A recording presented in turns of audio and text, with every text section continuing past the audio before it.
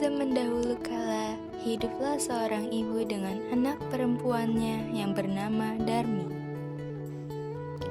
Ayah Darmi sudah meninggal saat Darmi masih kecil. Dahulu, mereka hidup berkecukupan. Namun setelah ayahnya meninggal, ibu Darmi harus bekerja keras di ladang demi hidup mereka.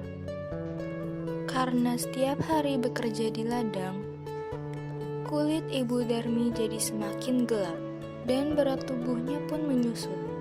Semua dilakukannya demi Darmi, putri satu-satunya. Namun apa yang dilakukan Darmi? Ia tidak mau membantu ibunya. Kerjanya setiap hari hanya berdandan.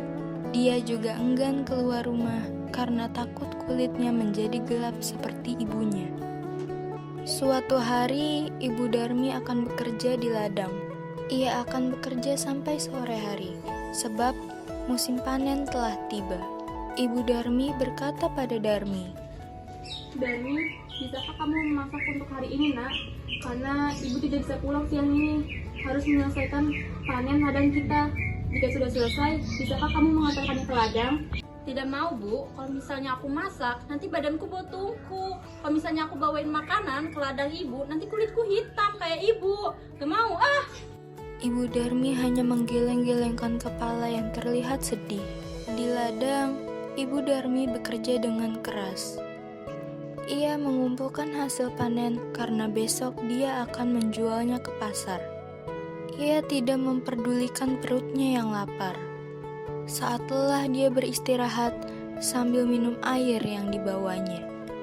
Dia berdoa dalam hati, "Ya Tuhan, tolong kami, ubahlah anakku, lepaskan dia dari sifat malasnya."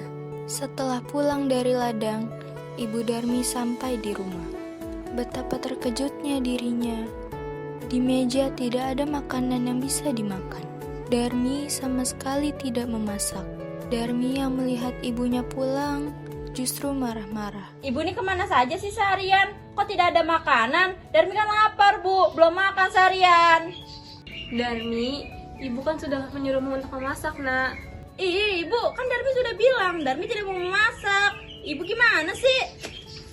Darmi meninggalkan ibunya yang kelaparan dan lelah dengan marah. Keesokan harinya, Ibu Darmi sudah siap dengan hasil panennya. Ia akan pergi ke pasar. Darmi, ikutlah ibu ke pasar, nak. Ibu membutuhkan bantuanmu untuk membawa hasil ladang kita. Ah, nggak mau, Bu. Nanti kulit Darmi bisa kotor. Pasar kan becek, Bu. Darmi nggak bisa ngebayanginnya, Bu. Akhirnya, ibunya ke pasar sendiri dengan membawa hasil ladang itu.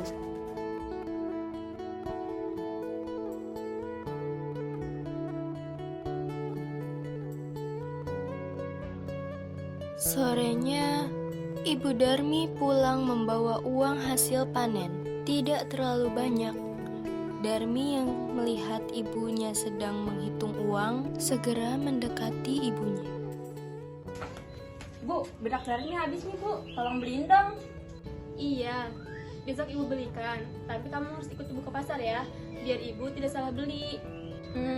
Iya deh, besok Darmi ikut ibu ke pasar. Bu, nanti jalannya jangan berdampingan, di belakangku saja.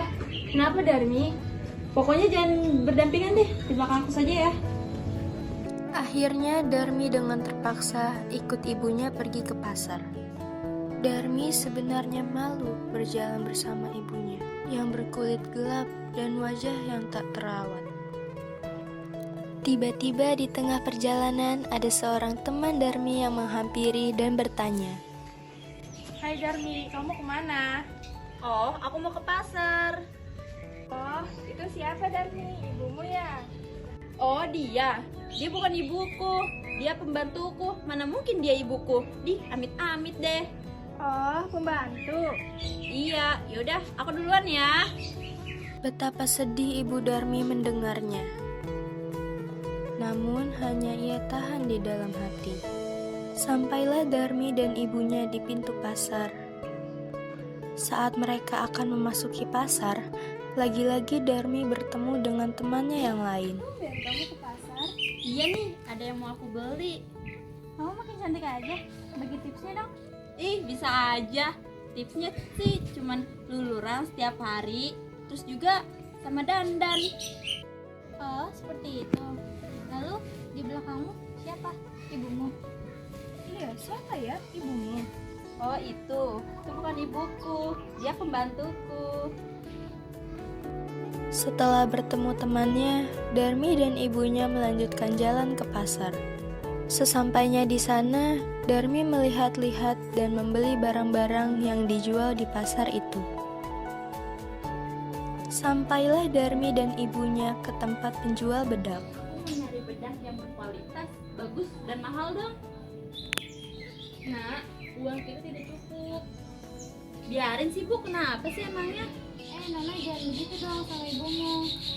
Oh, ini bukan ibu saya, ini pembantu saya. Oh, begitu. Yaudah deh Bu, aku mau bedak yang ini. Jadi berapa ya Bu? 3.000. Nih Bu, kasih. Dalam perjalanan pulang, Darmi marah karena ada barang yang tidak terbeli. Bu, ibu gimana sih? Darmi kan pengen tas terbaru tadi. Kenapa ibu menolak membelikan? Darmi, sudah terlalu banyak barang yang kamu beli. Uang ibu sudah tidak cukup lagi, Nak. Alah, alasan. Kalau Darmi pengen itu, ya ibu harus belikan lah. Lalu, kenapa tadi ibu jalan deket-deket Darmi? Kan Darmi sudah bilang, ibu jangan deket-deket Darmi. Kan ibu kayak pembantu. Ibu Darmi tak kuasa menahan air matanya. Maka ia pun berdoa. Ya Tuhan, hamba sudah tidak kuat lagi dengan sikap anak hamba. Tolong kiranya Tuhan menghukumnya agar dia menjadi jera. Setelah ibu Darmi selesai berdoa, tiba-tiba Darmi menjerit. Aduh, Bu, kaki Darmi sakit, Bu. Bu, tolong, Bu. Sedikit demi sedikit Darmi menjadi batu. Ibu Darmi menangis pilu.